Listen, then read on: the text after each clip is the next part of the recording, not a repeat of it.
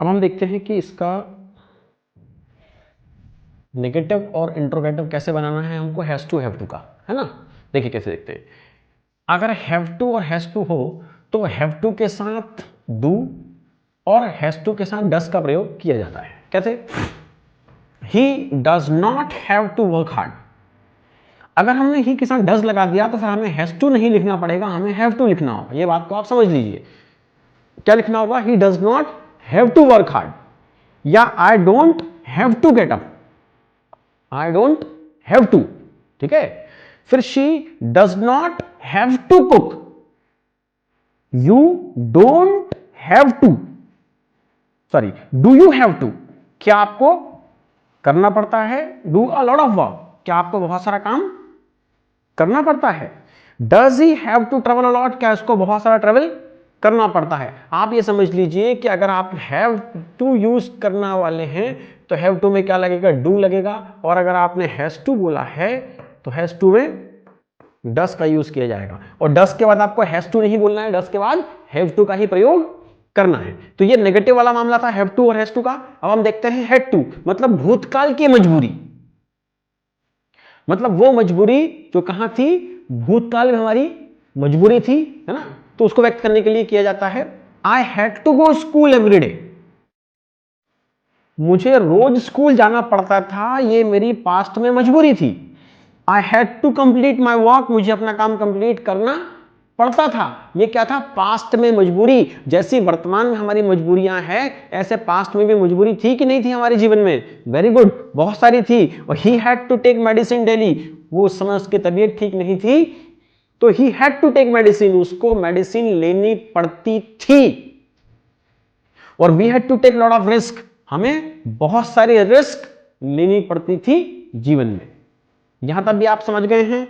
Very good, है ना। अब आगे बढ़ते हैं। अगर इसी का नेगेटिव और इंट्रोगेटिव हो तो हैड टू के साथ क्या करना पड़ेगा? डिड लगाना पड़ेगा। हमने हैव टू के साथ डू लगाया था, हैज टू के साथ डज लगाया था, है ना। तो पास्ट में हैड टू के साथ डिड लगाना पड़ेगा। We didn't have to go to school every day, हमें रोज स्कूल नहीं जाना पड़ता था। समझिए बात को, डिड नॉट के साथ हैव टू लगाना पड़ा है, हैड टू नहीं आया है। We did not have to go to school daily और every day. I did not have to complete my work, फिर डिड नॉट के बाद हैव टू लिखना पड़ा। Did he have to, did के बाद क्या करा? हैव टू लिखा। Did he have to take medicine, क्या उन्हें मेडिसिन लेनी पड़ती थी? या did you have to take lot of risk in life, क्या आपको जीवन में बहुत सारे रिस्क लेनी पड़ती थी? तो हैड टू क्या करता है? पास्ट की मजबूरी बताता है ना। और अगर हैड टू में नॉट लगा दिया जाए तो डिड लगाना पड़ेगा।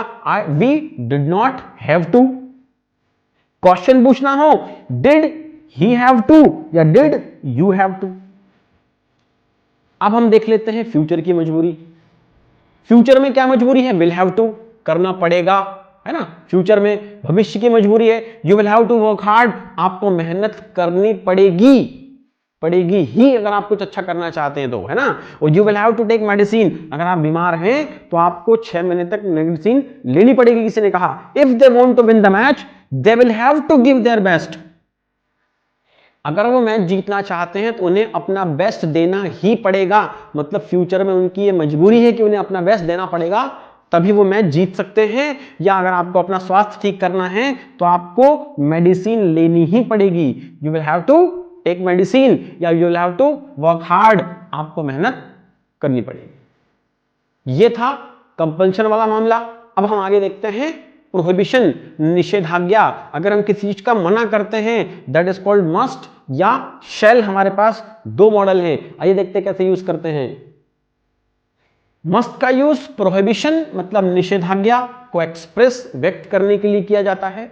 You must not tell her anything, यहां पर मना किया गया कि आपको नहीं कहना चाहिए उसे कुछ भी। You must not begin until I tell you, जब तक मैं आपसे ना कहूं आपको शुरुआत नहीं करनी है। और you must not miss the class, आपको क्लासेस मिस नहीं करनी है। तो मस्ट में हमने क्या किया? यहां पर प्रोहिबिशन, निषेधाज्ञा व्यक्त की। किसके बारे में? किसी चीज की निषेधाज्ञा कि आपको ऐसा नहीं ही करना चाहिए। You must not tell her anything, you must not begin, you must not miss, you must not behave like this, आपको ऐसा बिहेव नहीं करना चाहिए। ठीक है, और आगे बढ़ते हैं। शैल भी ऐसी ही बात करता है पर कुछ धमकी जैसी बात करता है ना, you shall not meet him, आपको उससे नहीं मिलना है, ये एक तरह की धमकी है।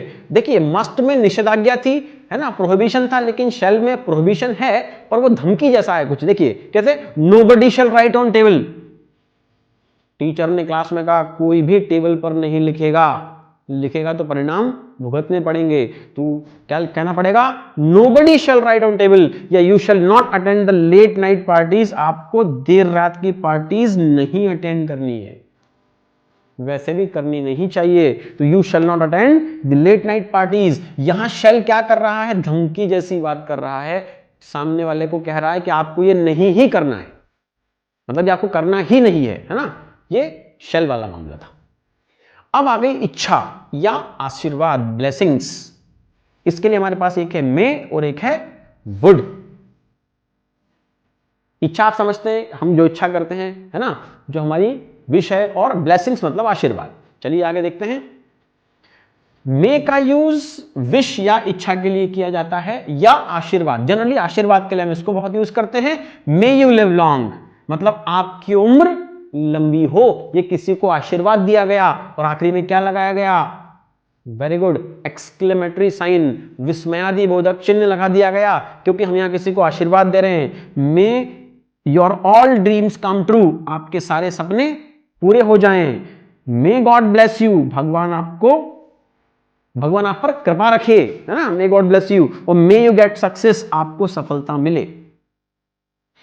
इन चारों सेंटेंसेस में इस मे ने क्या किया, आशीर्वाद दिया, ब्लेसिंग्स की बात की, है ना। देखिए मे यू लिव लॉन्ग, आपकी उम्र लंबी हो, मे your all dream come true, इस तरह के सेंटेंस में मे को हमें आगे लिखना पड़ता है, और आखिरी में ये विस्मयादि बोधक एक्सक्लेमेटरी साइन लगाना पड़ता है।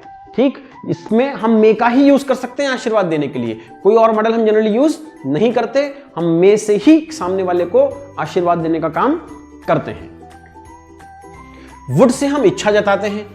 कैसी इच्छा, देखिए, I would like to meet your teacher, मैं आपके टीचर से मिलना चाहता हूं, ये मेरी इच्छा है। I would like to drink coffee, मैं कॉफी पीना चाहता हूं, ये मेरी इच्छा है। I would like to go somewhere, मैं कहीं जाना चाहता हूं, ये मेरी इच्छा है, आई वुड लाइक, है ना। और I like to have a word with you, मैं आपसे कुछ बात करना चाहता हूं, है ना। टू हैव अ वर्ड का मतलब होता है किसी से बात करना, talk. So I would like to have a word with you, मैं आपसे बात करना चाहता हूं। तो वुड लाइक में क्या किया हमने, सामने वाले से कुछ इच्छा व्यक्त की कि मैं ऐसा करना चाहता हूं, मैं ऐसा करना चाहता हूं। ठीक है, चलो अब ये शेल जो है, अभी तक हमने देखा धमकी देने वाले में काम आया था, कमांड थी, है ना, सामने वाले को हमने धमकी दी थी। ठीक, अब हम क्या काम करेंगे शेल से, ये ओपिनियन सीख करेगा, ये सामने वाले की राय जानेगा कि क्या हम ऐसा करें या ना करें। देखिए जनरली हम किसी को ऑर्डर देते हैं या कभी सामने वाले से हम रिक्वेस्ट करते हैं, दोनों ही केस में क्या गड़बड़ है, ऑर्डर देने में हम हायर साइड पर होते हैं, सामने वाला लोअर साइड पर होता है। रिक्वेस्ट करने में हम लोअर साइड पर चले गए, सामने वाला ऊपर साइड पर है ना। लेकिन सीकिंग ओपिनियन में राय जानने के लिए जो शेल यूज किया जाएगा उसमें हम दोनों बराबरी पर हैं। हम सामने वाले से सिर्फ पूछते हैं, उसकी राय जानने की कोशिश करते हैं कि वो क्या चाहता है। एग्जाम्पल से समझते हैं, देखो तो शेल का यूज सीकिंग ओपिनियन, राय मांगने के लिए, सी का मतलब ढूंढना है ना, जानना, तो सीकिंग ओपिनियन के लिए किया जाता है। Shall we go movie today, क्या हम मूवी देखने चलें।